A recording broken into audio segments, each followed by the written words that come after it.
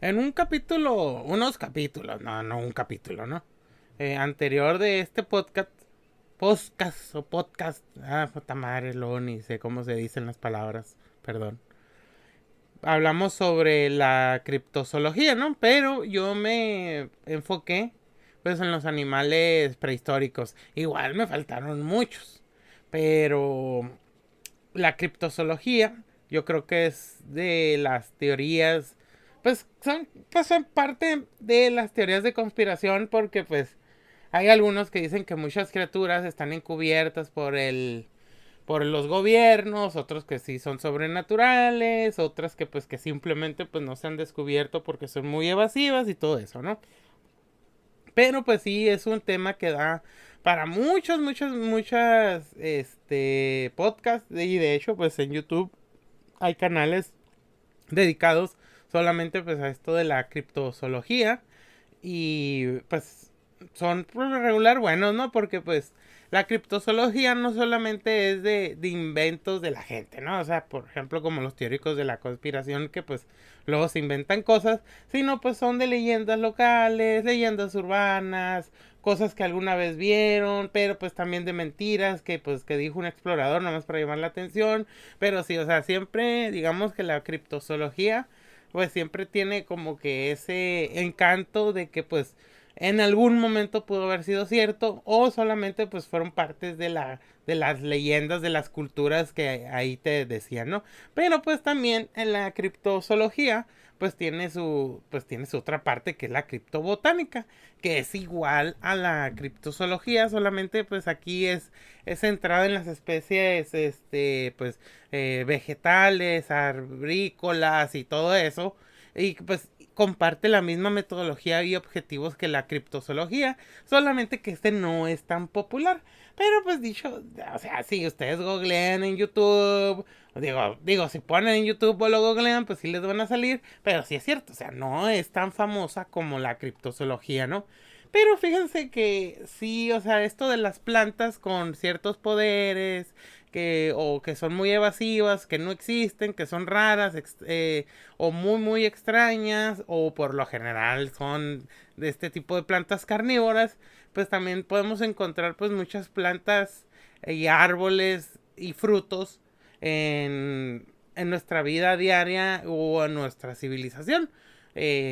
O también en mitos y leyendas. Por ejemplo, pues en la Biblia, pues está el árbol del conocimiento, la manzana prohibida, el arbusto en llamas, en los nórdicos, pues el Yggdrasil, pues aquí mismo, aquí en México, en el centro y sur del país, pues el mismo maíz, cuántas cosas no se habla pues del maíz, todo eso, ¿no? O sea, sí es como que está relegada en de la criptozoología porque no es tan popular, pero sí ha tenido pues un impacto pues en la historia pues del mundo pues ciertas plantas y ciertos árboles, ¿no? Pues es solamente por mencionar algunos digamos de los más populares. Pero bueno, ya entrando en tema, eh, pues les voy a hablar pues digamos de los más populares seres vegetales de la criptobotánica, ¿no? El ya te veo que ese pues se menciona mucho en Centroamérica y en el norte de Sudamérica, es un árbol come hombres, ¿no? Según esto data desde las culturas precolombinas, es de un gran tamaño, tiene bocas y ojos y mandíbulas, o sea, el árbol se asemeja que tiene eso, pero tú lo puedes, antes de que haga, digamos, ese movimiento, se ve como un árbol común. Y según esto, pues es un árbol, pues les digo, es un árbol come hombres y que pues te va a digerir así como digiere una planta carnívora pues a los insectos, ¿no? El otro es el árbol carnívoro de Malgache, este ya es de Madagascar y Seychelles.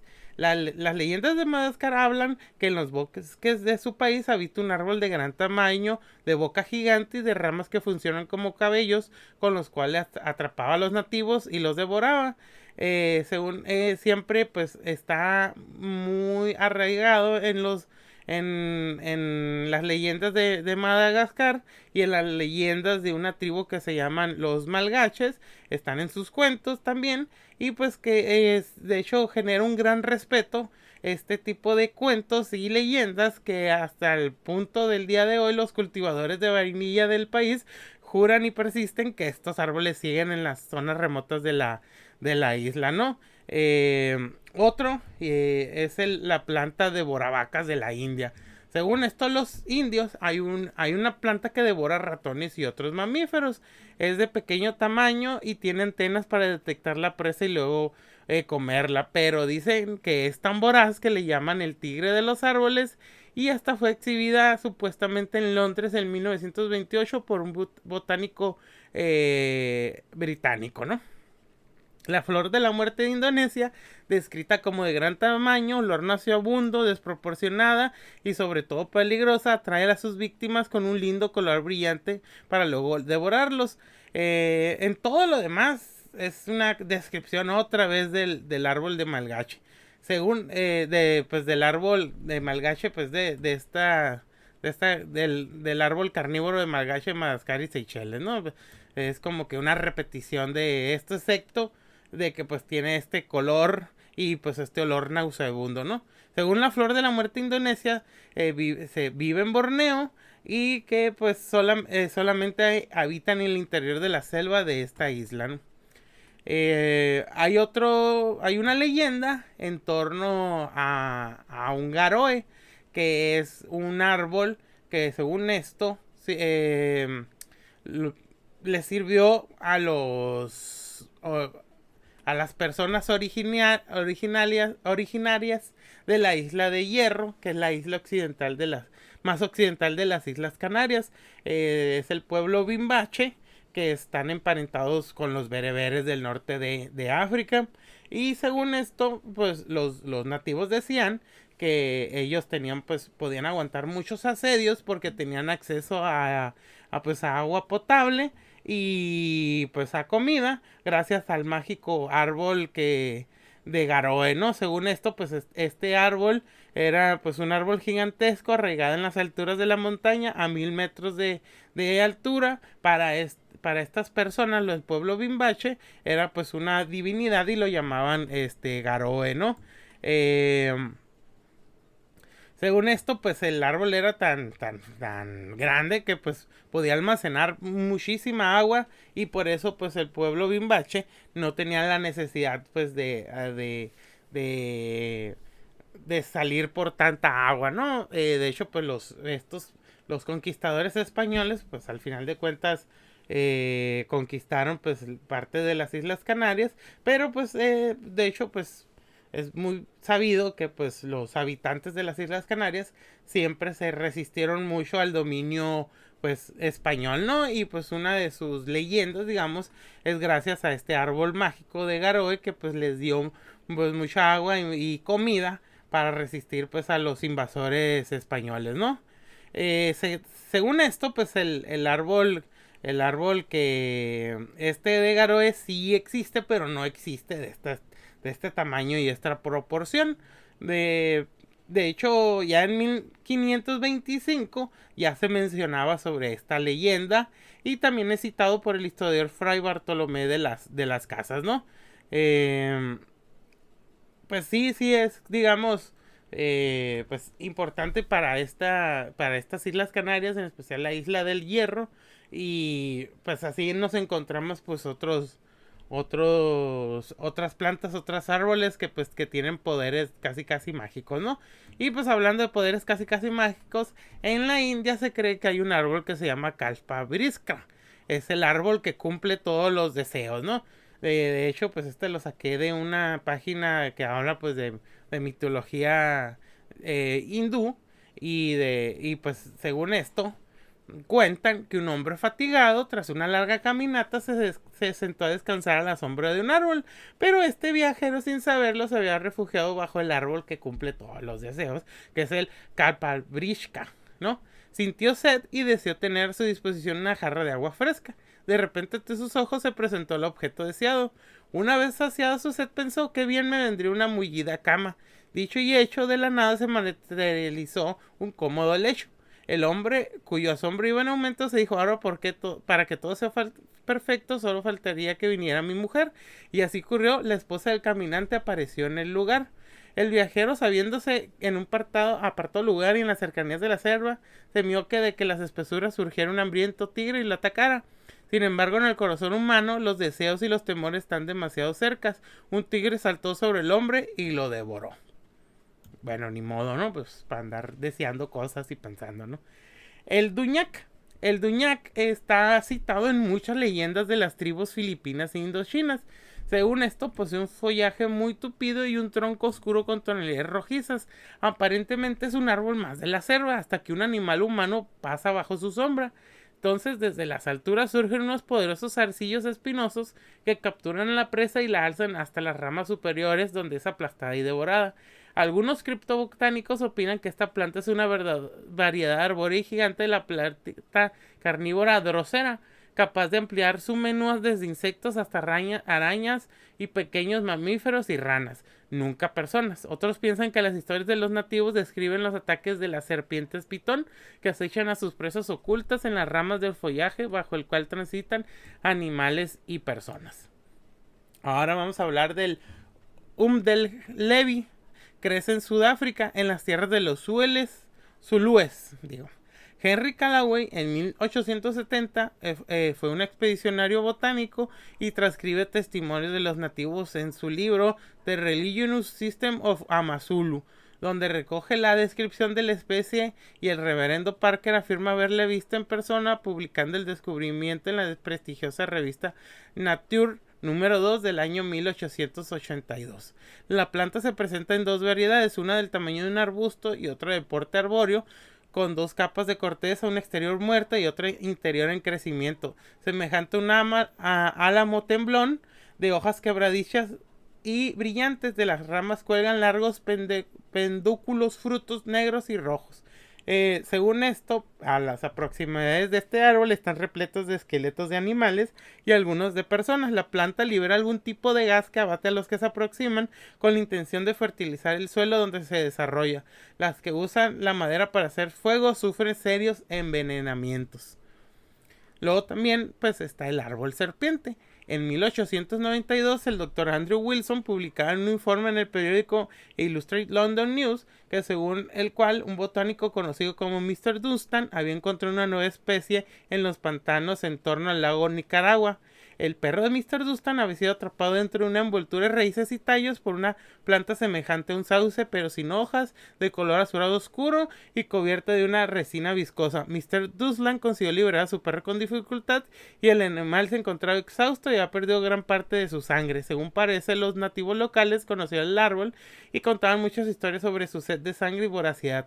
En un informe posterior, el Dr. Wilson informó sobre un árbol similar que se encontraba en la Sierra Madre en México y que se alimentaba de pájaros, ¿no? La planta vampiro, según esto, pues es está en las junglas de Chiapas.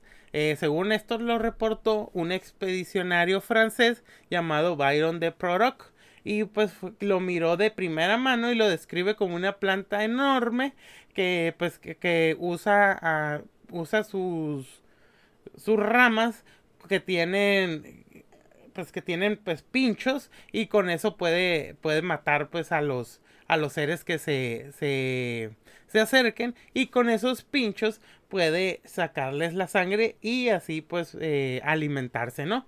Según esto, pues los lugareños le dijeron al expedicionario francés pues que por lo general se alimenta pues de aves, pero que si tú te acercas mucho también te va a tratar de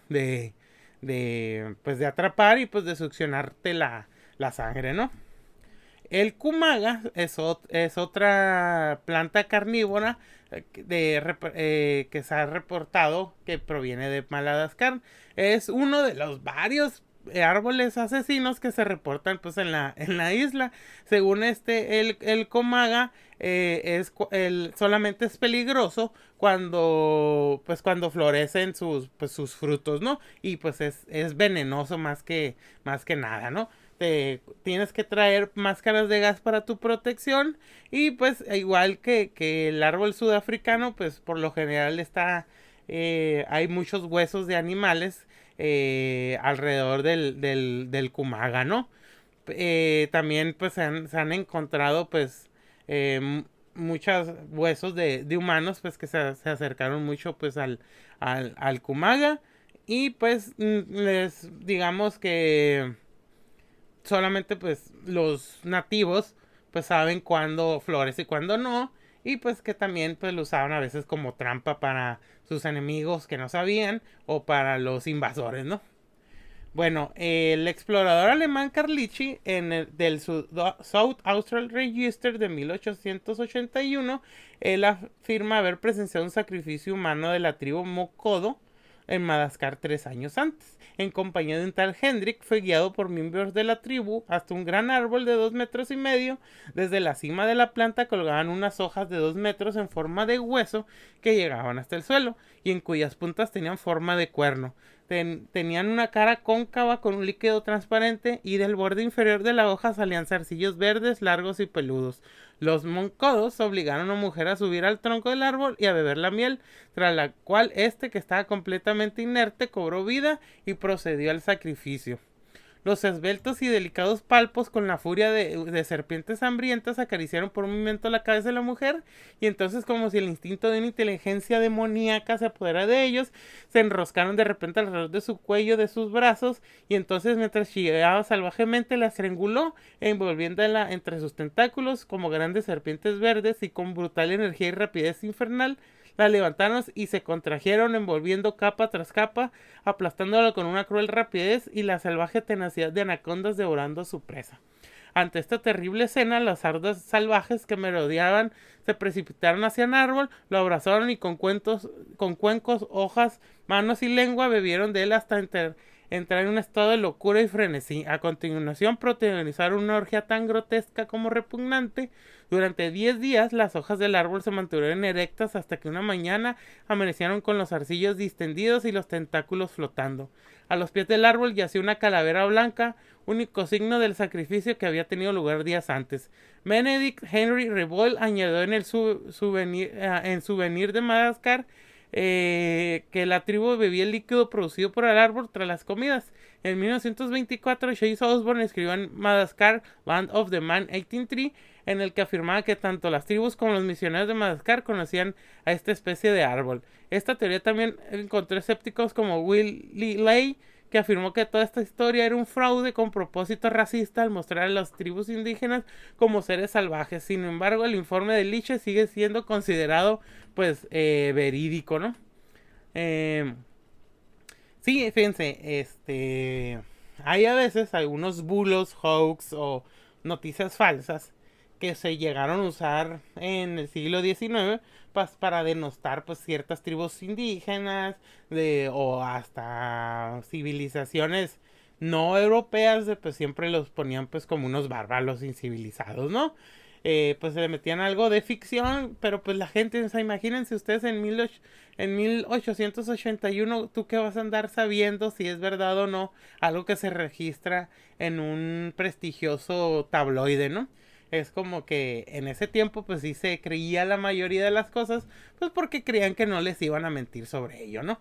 Y pues en especial pues me gustó, pero en sí no tiene nombre y si se fijan pues en Madagascar pues hay una gran tradición pues no de criptobotánica, ¿no? Bueno, espero que esto les haya gustado, les haya entretenido, muchas gracias por escucharme y hasta la próxima. Cualquier duda, cosa, pueden ahí escribirlo en mi página o donde se comparta este link. Hasta luego.